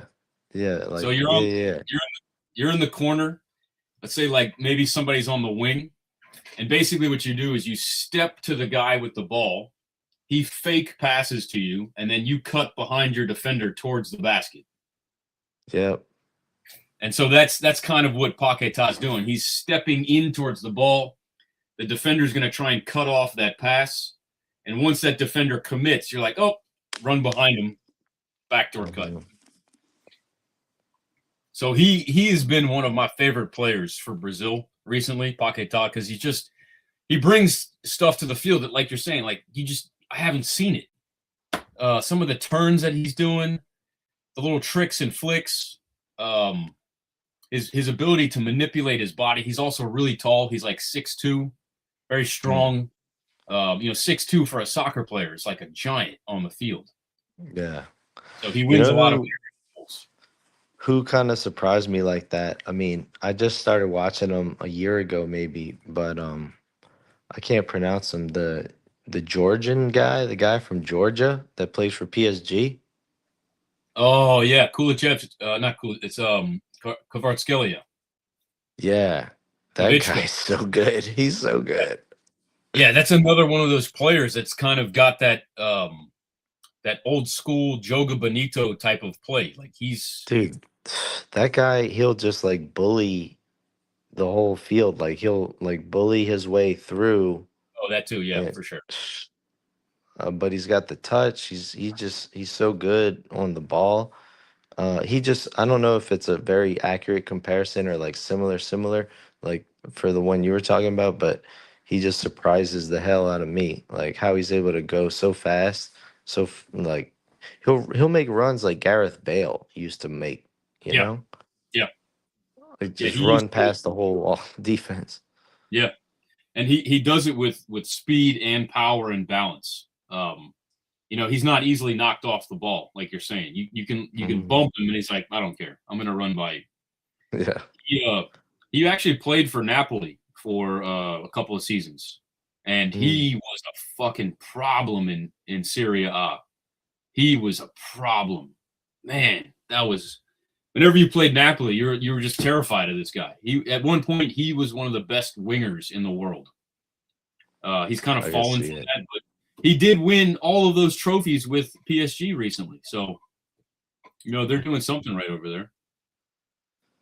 Yeah, man, what'd you think about Dembele? Because everyone loved him at Barcelona, including like the Barcelona players, but he was injured a lot and like had cancer or something, right? I don't Oh, remember that. I know he was just dealing with a lot of stuff. Mike Magnan, yeah, so good. Florentina is still threatening. Yeah, this is right now. Milan are desperately missing Luka Modric. We don't have anyone that can just control the game right now. We've got two young midfielders. This guy right here on the ball, Samuel Ritchie, and looks like we subbed out Jashari. Oh my God, Rabio. So Dembele, I really liked him at Dortmund. When he was at Dortmund, he was unreal, man. He showed so much potential. He's a right-footed player. When you knew he was special, when he was taking his PKs with his left foot. Hmm. And you're like, what? Yeah, he was taking his PKs with his non-dominant foot.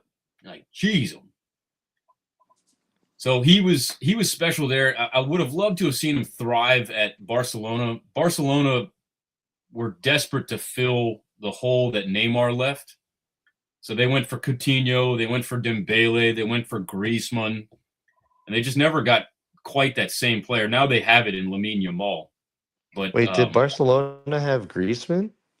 yeah, for a little bit, What? for a What? crazy transfer. Yeah, it was a big fucking transfer. Or maybe he was on loan. I thought they bought him. I'm pretty sure they bought him and then maybe loaned him back or sold him. I don't remember. But yeah, he was there. Griezmann was there for a little bit. But Again, they were trying. he didn't fill the void, you say. Yeah, none of them were able to. Lamine is the closest one so far. So I'm not. He was that good for Barcelona. Neymar did his thing. Neymar, yeah, I'm going to argue Neymar was better than Messi when he was there, and that's a At controversial take at right there. Barcelona? Yeah, You mean Neymar. PSG? You mean PSG? No, at Barcelona, Neymar. Do you remember the Barcelona PSG Champions League 6-1? They Uh, called it the remontada. Barcelona lost 6-1. No. So first leg, PSG win at home 4-0. Second leg, they go back to Barcelona. They're down 4. And Yeah. Barcelona win 6-1. Mm-hmm. The only reason they did that was because of Neymar. And on the front page of the paper the day after, they put fucking Messi's face on there. and gave him all the credit. And it was like, yo, like Mhm. there was opportunities for PKs during that game. Guess who took them? Neymar. There was opportunities for free kicks. Guess who took them? Neymar. The Neymar took the last free goal, kicks. the last goal of the game, it was at Neymar's feet. He beat his defender. He put a ball. Uh-oh, I see your face. Please don't go in. Oh my God, it's just bad. It's just bad defending. Dude, that was weak sauce. That was hella weak. We need a center back desperately. AC Milan are desperate for like a good center back. The problem right now with AC Milan is they don't have the money to compete with these other clubs. So as soon as a rumor comes up that we're going for a center back, some other club will just pay us. We'll pay like 5 or 10 mil more and steal Why? that center back. Why is Milan broke? Isn't that an expensive ass city?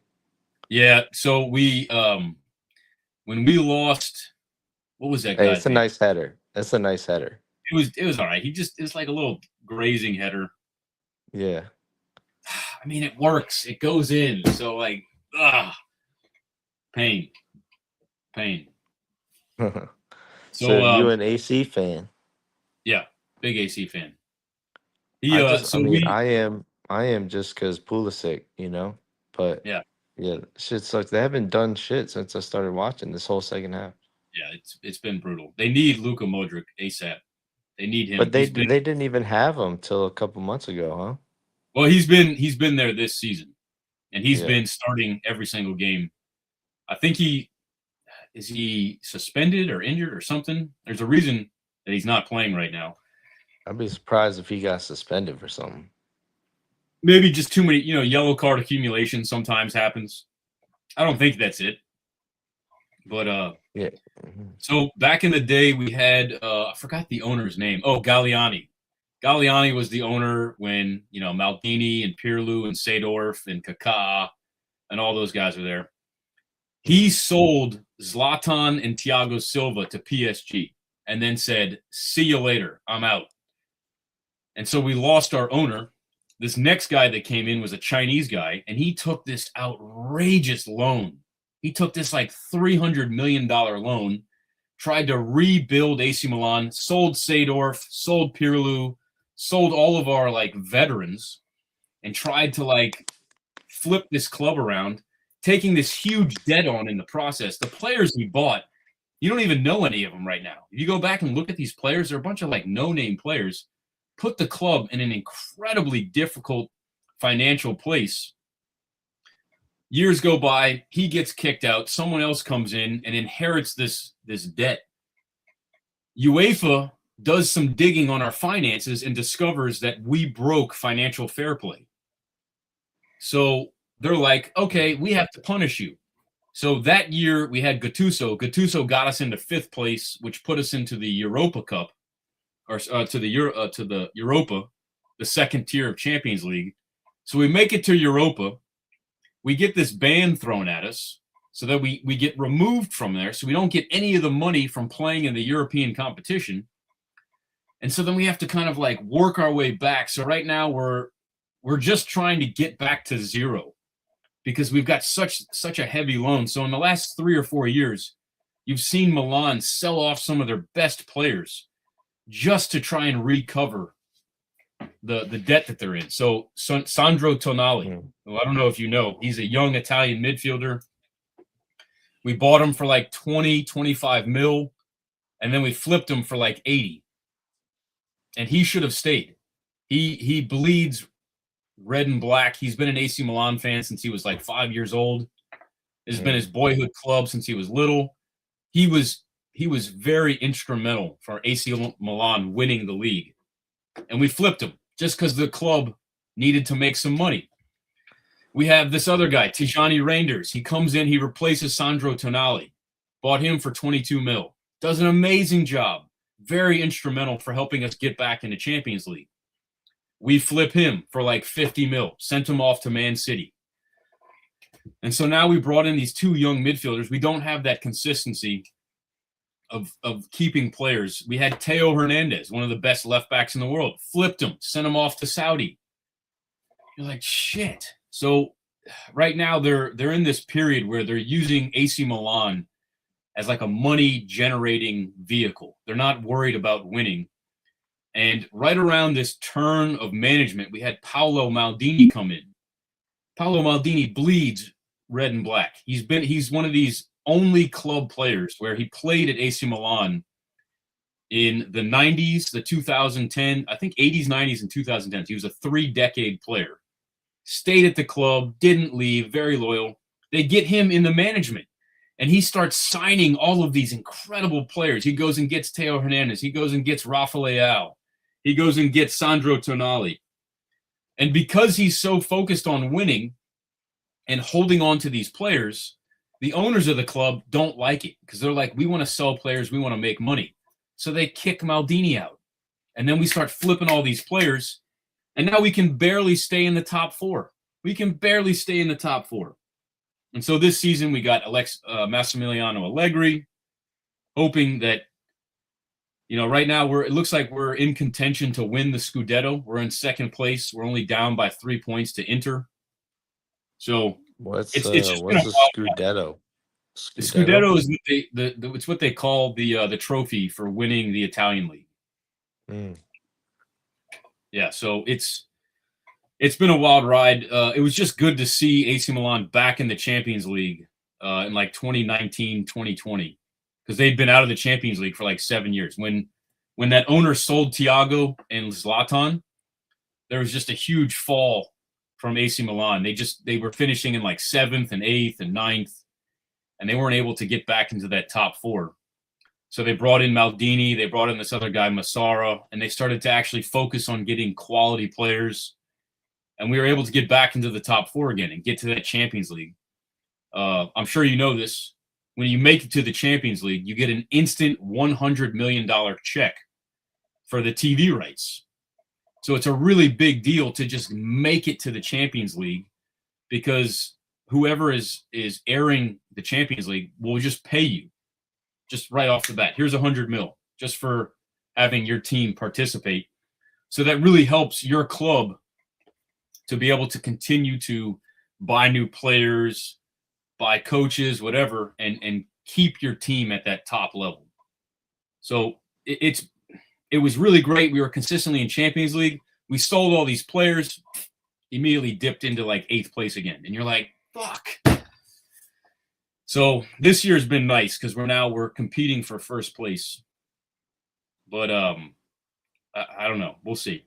This game today has not impressed me. This has been very poor from Milan. And I wish our coach would have a little bit of flexibility in our formation and the shape. He's one of these coaches that's very rigid with a 3-man backline. He doesn't play a 4-man backline. So I don't know. Now I'm going on a diatribe.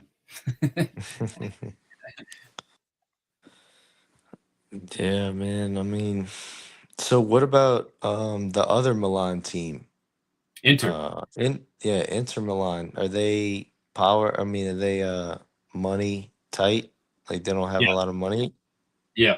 They're also severely in debt as well, but they've managed to stay in the top 4 for a long time. So Lukaku, they sold Lukaku for a crazy fee. Should have kept him. The goalkeeper that was at Manchester United, Onana, when he was at Inter, he was amazing. So they sold Onana to Man United for like 80 mil. They've been able to Hakimi at PSG. They flipped Hakimi for like 70 mil over to PSG.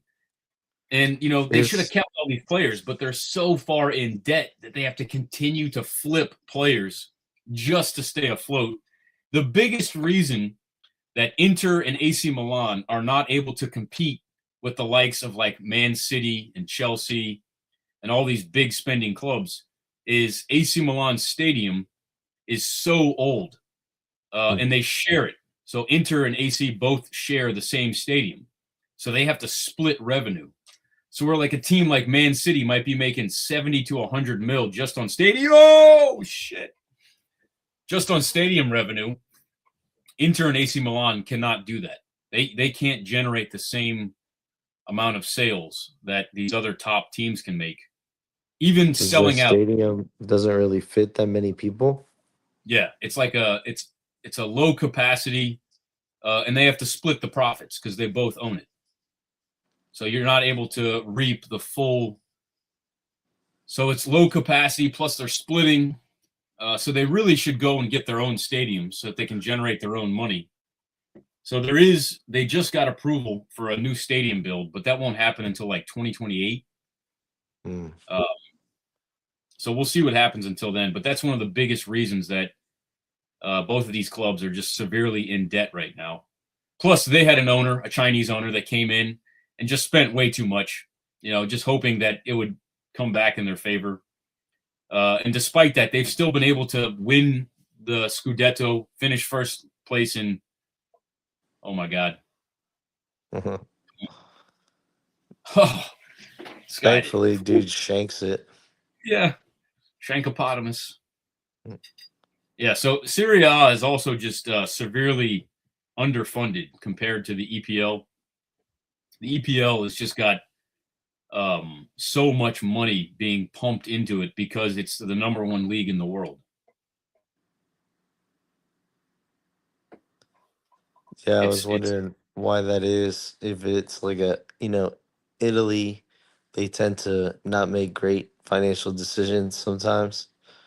And I could be. wasn't sure if it was like something like that, you know? I think one of the big things is they don't speak English in Italy.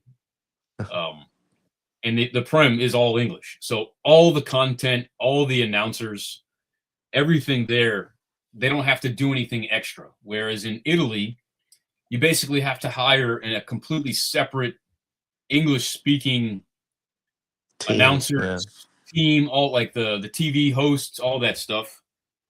Where in England, it is who it is, and that's English is the dominant language. So Paramount Plus is starting to pick up on that, and they're trying to create a lot of content for Serie A, especially because Pulisic is there. They now got a lot more eyes, and because Paramount Plus is also the Champions League host, they can have both of them at the same time. So they're able to kind of bounce off of Champions League and Serie A. So I mean, they're trying. The big thing with the Prem is just like Champions League, the TV right deals with these teams. If you're playing in the top tier in England, you get $100 million check. Here you go. It's yours just for being in the Prem because of the TV rights. And Serie A doesn't get that big of a TV right deal. Mm. It's maybe like 30 mil, 20, 30, maybe 40, 50. So somewhere like it's half at most to what these teams in the Premier League get. And then you also have La Liga. La Liga's getting a better TV deal. So those teams are making more money. And so Serie A is really kind of, I'd love to look into the details. I don't know exactly who's making what from their TV deals, but AC Milan and the Italian league are not making as much as they could be just because Serie A is not as popular in the world. So they're not getting as many eyes, which means you're not able to charge advertisers more money. It's that kind of trickle down of TV. Do they have a team that is super dominant? Like for the Paris league, you got PSG, and that's like it. And the German Bundesliga is Bayern. Do they got that in Italy? It used to be Juventus for like 10 years. Juventus won Serie A for like 13 years in a row. It was disgusting. And then Cristiano Ronaldo left, and they fell from grace very hard. And since then, it's been a lot of different teams. I think Inter won it, AC Milan won it, Napoli won it. So we haven't really seen good save, Mike. Whew. We haven't seen a dominant team consistently from year to year. It's a really competitive league. That's why I enjoy it. I also like these tactical battles. You can see these teams are very organized. Fiorentina is doing a really good job here, just packing it in 4-4-2. Nothing special. Looks like a zone switch, zone with a man switch here. Foul. Yeah! Let's go! Right at the top of the box. This is Pulisic has been lights out for PKs, so we're hoping he keeps that form on. Ooh, is that in? PKs. Isn't that a PK? Is that in or out? He looked like he pointed to the spot. It could have been either one. Whatever the ref wants to call. Ooh, I think that's out. But he did point to the spot. I didn't see that. Oh no, you're right. Top of the box. Okay. We don't. Who do you take? Who do you shoot? Who shoots this? Who shoots this? I don't know. I mean, Pulisic has been the best player on the team, right? Yeah, by far. And some people say he's my doppelganger. I can actually see that. I can totally see For real. that. I've been told that like a dozen times. Damn, that's funny. I'm like, hey, he plays like a fucking dog, so I'll take it. Yeah, he got that dog in him. He does. He really does, man. I'm really excited to see a more mature Pulisic in the World Cup here. Yeah, I mean, We got a good you're coach, right. Mature is a good word. Like he's lacked that sometimes. It's that young, very energetic, very risk-taking mentality. Oh, they do a quick take on the free kick. They don't do it conventional.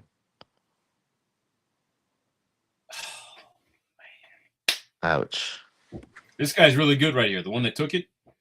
He's playing left. Oh, that was a great idea, dude. He knows he should have hit that better. It was the left side was open. Yep. I'm glad they're not subbing out Pulisic. Yeah, they know they need him. What's crazy is AC Milan are 15 or 16 games unbeaten. So they've either tied or won 15 or 16 games in a row in Serie A without losing. So this has been happening crazy where we'll either go down, we'll win and see the game out, or we'll go down and then tie it late. So we might see something crazy happen here. I expect it. I think so. Last game during the week, we were playing Bologna, and Bologna went up 1-0 in like the 80th minute. And then Rafa Leao tied the game up in like the 95th or like 93rd. And then Bologna got a PK in the 96th. And the dude fucking skied it over the top, and we went out of there with a tie. And it was like, woo! Oh, my God. It's crazy. Just full of drama. Classic Italian league drama, man. Man, the sky of PK. Like you give yourself zero chance at that point. Oh, threatening. Oh. This is good ball movement here. Lay it off. They're laying in the pressure. Yeah, now Fiorentina are like, we're gonna park the bus. They're gonna go 9 behind the ball. Leave Moise Kean up top. Come on, dude, get up! Shit. Oh, this guy. Who is that? Left back. Fiorentina. Hey, your Brazilian dude, Dodo, starts doing his thing. Dude, Dodo foul. He's a dog. They should really call him up for the Brazilian national team. I don't know why they don't. So is Neymar going to get it? If he's fit, he will. Funny enough, I had an interview last night with a Brazilian social media page about my trademark issue. And that was one of his questions. He was like, do you bring Neymar to the tournament? I said, if he's fit, absolutely. Just because his presence in the locker room, on the bench, maybe a last 15-minute sub, like that would just be incredibly valuable. Like you can't even put a price on his presence just because he brings that Brazilian identity to the team. to the locker room, to all the trainings. You don't really have a leader on the team. Maybe it's Casemiro, but Casemiro is more of a damn. One of my friends just sent me a text message. I got to turn my notifications off. This is a goal. Oh, you said something about the game? He just texted me AC Milan with a sad face. Okay, so we're good. So he's just commenting on the 1-0. Got plenty of time, boys. Plenty of time. 5 minutes, that's nothing. Yeah, so forgot what I was talking about. Oh, so he was asking me about Neymar, and I think there's enough time for him to get fit. He just got surgery on his meniscus. That's like a 2-3 month rehab to get back to fitness. And I think he also re-signed with Santos, so he'll be able to get a couple more. I think they start their season. Yeah, see, I don't know what they're going to do for the Brazilian league. I don't know when they start. But if he can get back to fit after his surgery and then get a couple of games under his belt, I would absolutely bring him on the team. What about you? What do you think? So he's got a good locker room presence. He's a good leader. He's just like a glue. He's a glue guy in the locker room. And when he wears that Brazilian jersey, he takes it way more seriously. He plays with a lot more passion. He's like, I'm here to defend Brazil, and I'm going to do everything I can. So he's dealing with a post ACL tear that happened in 2023, I believe. And so he's still, you can see that he's still kind of dealing with that, I guess, a little bit of atrophy that's happened. And unfortunately, he signed with Santos, and Santos were battling relegation all season long. So he was having to bear a lot of the weight metaphorically on his shoulders. And I think he overextended himself just to help them not get relegated. Oh yeah. There was even at one point, the last 3 games of the season, the doctors told him, hey, man, your meniscus is damaged. You really should go get surgery. And he was like, well, if I get surgery, what happens? They're like, well, you're going to have to sit out. He's like, all right, well, I'm going to play these last 3 games, and I'm going to help Santos not get relegated, and then I'll go get surgery. So he was playing on a damaged meniscus for like the last 3 or 4 games of the season, helped them not get relegated, scored a bunch of goals. Come on, guys. Dude, so close. Oh, God. So close. Yo, Hugh, my phone is at 1% now, so You want to I end might it be here? dying. You want to end it, or you want to wait till your phone just shuts off? We could wait till it shuts off. All right, I'm down. I'll keep the stream going. Yeah, we're so close to the end of the game. Yeah, I mean, we probably got another 6 or 7 minutes. God, those kids, man. They've infected Those my brain. kids. Yeah, did you hear what I just said? What kids? Have you seen the 6-7 stuff with the kids? Oh yeah. Yeah, I literally missed that just you said said it. 6 or 7. Yeah, I can hear myself saying it now, so at least I'm aware of it, but I can't stop saying it. It's crazy how it's just, if I need 2 numbers next to each other, I say 6-7. And I'm like, what the hell? Yeah. It's crazy, man. Working with kids, you get to see all these new trends, like the new language that they're speaking. Like who they're watching, the streamers. They're very much into streamers. Like for us, we were looking at athletes. We're looking at professional athletes. They look to streamers, whether it's like like an e-game streamer, someone who just plays video games for a living, or like a Mr. Beast, someone like that, or I Show Speed. I don't know if you know these guys. It's crazy to see. It's just a different cultural shift. Here we go. It's a good build-up. Good build-up. Oh, my God. Tyler, are you there? I think we lost him. Ball in. That's good stuff. Woo! Yes! Good fucking goal.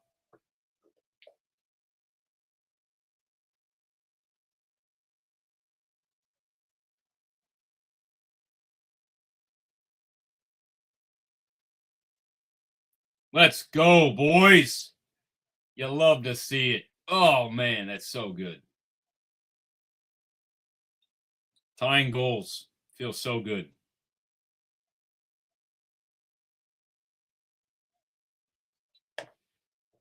What a ball. Fofana. Great job. Woo!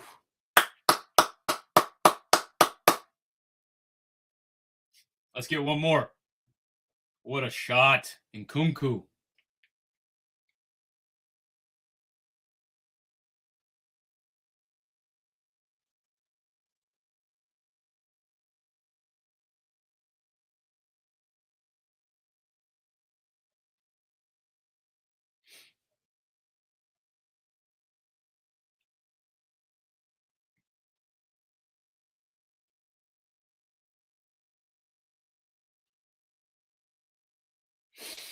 Let's see it out, boys. Come on.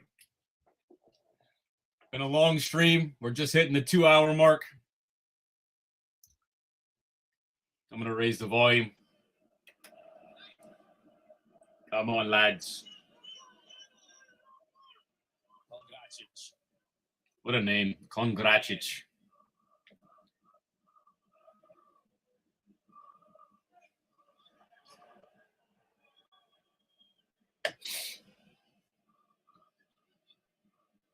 So one of the things I've been thinking about doing lately is kind of making my own coaching manual. I've got 11 years of experience. I've got of coaching and being a director. And I've had a lot of dads reach out to me recently with their kids just asking for coaching experience. And I'm thinking I need to just put it on paper and, kind of make like a coaching manual that I can distribute. I know for a fact I've got success just from the 10, 11 years of coaching, seeing some of these players that I've coached in the past, seeing the levels that they've played at, knowing that I was an instrumental piece in building their foundation. And it's not just me. It's myself and a bunch of other coaches. I can tell you one of my favorite coaching partnerships that I developed is between myself and Coach Stu with Louisiana Fire. For, 7 or 8 years, he and I were the U10, U11 coach. I was the U10 coach. He was the U11 coach. So I would be developing the U10s, setting their technique, using the same language that, oh my goodness, unlucky. Teaching them the same kind of principles and ideas. And so I would take them and I would kind of determine which players had a high level of competitiveness, aggressiveness, technique, stuff like this. And I'd pass them on to Coach Stu. And then Coach Stu would kind of build on top of that and turn these kids into just amazing soccer players. So I've thought about putting all that kind of into some sort of manual, maybe some sort of coaching course. I don't know. Because it's definitely needed. We're seeing this wave of soccer dads come through who, these are dads who have played in the 90s, late 90s, early 2000s, and now have kids who are of age playing soccer. And you can see that the dads know the game of soccer, but they don't know how to coach it. And I think that's a really big misconception that, just because I played soccer, I know how to coach soccer. And I learned that that's not the case. Being that I've taken a bunch of formal coaching courses with U.S. Soccer Federation, there is so much to learn about coaching and how to coach. And something that I still use to this day is called your coaching tool belt. And it's the different instances in which you insert yourself as a coach at practice. The first one, of course, is coaching in the flow. As the practice is going on, being able to coach as the session is going on. You have your freeze moments, which you really want to try and limit as much as possible. But if it helps to drive home a specific lesson that you're trying to work on that day, freeze moments are incredible. And some things I see are freeze moments can be both for bad and for good. So if you see a moment that's excellent and it drives home the message of the session that you're driving that day, call the freeze moment, put the players back into position, and just work through why that was a really good string of play, whether it's attacking or defending. And then, of course, there's the bad freeze moment where you see something that's just so wrong, you need to jump in immediately, correct it. There's, of course, my favorite, which is the natural stoppage. And this is if a ball goes out of bounds or there's a missed shot or maybe there's a foul or something like that. Take advantage of that ability. Here we go, Leao on the ball. 1v. Leao, what is that? What a ball, though. Goodness, guys. 7 minutes of extra time. We're in the 96th. We got about 90 seconds left. Fiorentina are driving. Oh, my goodness. It's 1-1. Shot in the box. Oh! Off the crossbar! Oh, my gosh. Come on, boys. Don't have a lot of time. Oh, Dodo. He's been lights out this game. They're back at it. Fiorentina, ball into the box. Good save, Mike. Oh, my gosh. This is getting intense. We got about 60 seconds left. 1-1. Fiorentina are attacking. Cross, block. Fiorentina still have the ball. Just trying to create some chaos. Mike Magnan knocked it out for a corner. This is a crazy game. The last piece of that coaching toolkit, off the crossbar, is the another one of my favorites. It's called the one-on-one. And you can do this during a stoppage or in the flow where you pull a player off to the side and you kind of remove him from the session and you just work him through the ideas that you're trying to work on. That one's also something that I do a lot, and I feel like not enough coaches do because they're so focused on the team or the session, but pulling that player off to the side and giving them the attention, whether good or bad, that's another thing. It's just using your coaching toolkit to coach both the good and the bad. I feel like most people are only coaching the bad, but it's also important to coach the good things you see, to balance that criticism and the praise. So this one looks like it's going to end in a draw unless we can get – oh! Mike Magnan. One more chance. Ball's out. Let's go. No. Game over. Game over. 1-1. AC Milan dropped more points, but still unbeaten in Serie A. I think that's 16 games in a row without a loss, so we'll keep moving. Hoping for some points in the future. We're going to end the stream here. This has been 2 hours of a live stream. If anyone tuned in, thanks so much for joining. We're going to end it here. Have a good day.